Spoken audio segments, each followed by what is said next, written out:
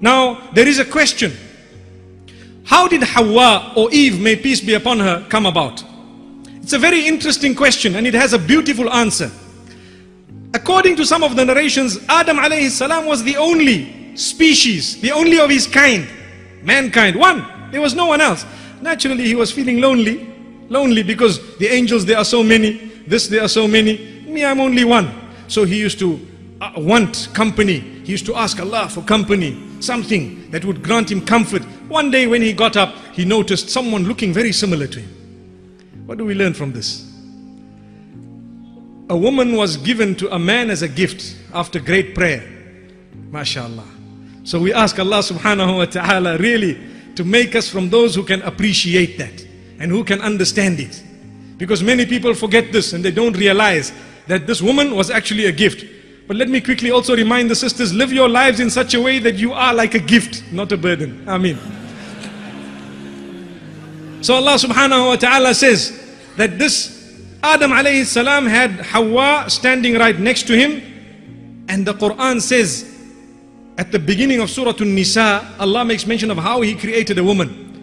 أعوذ بالله من الشيطان الرجيم بسم الله الرحمن الرحيم يا أيها الناس اتقوا ربكم الذي خلقكم من نفس واحدة وخلق منها زوجها وبث منهما رجالا كثيرا ونساء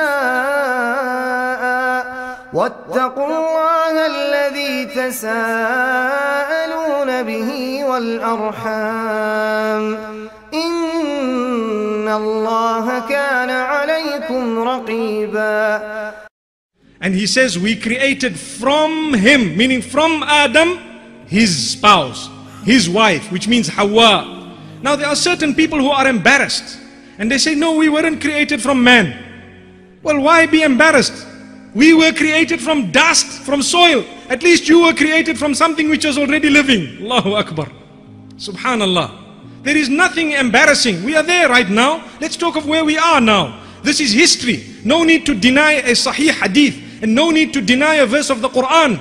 Clearly, it says this in the opening verses of Surah An-Nisa, that Allah created man and then He created a woman from the man. So, the hadith of Abu Hurairah radiallahu anhu in Sahih al-Bukhari makes mention of the rib of Adam alayhi salatu wasalam.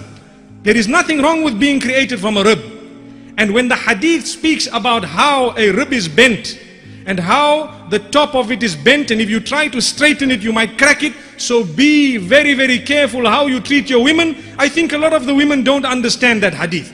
And they take it personally and they take it wrongly. They think it's an insult. Wallahi, it's not.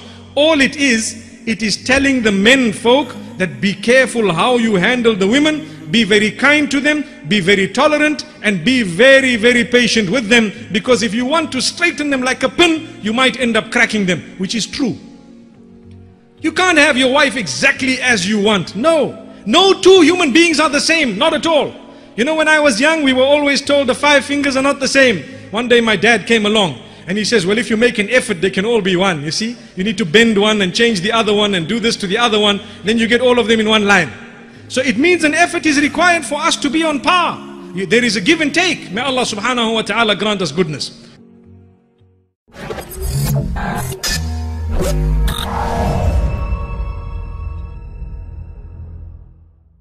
Jungle.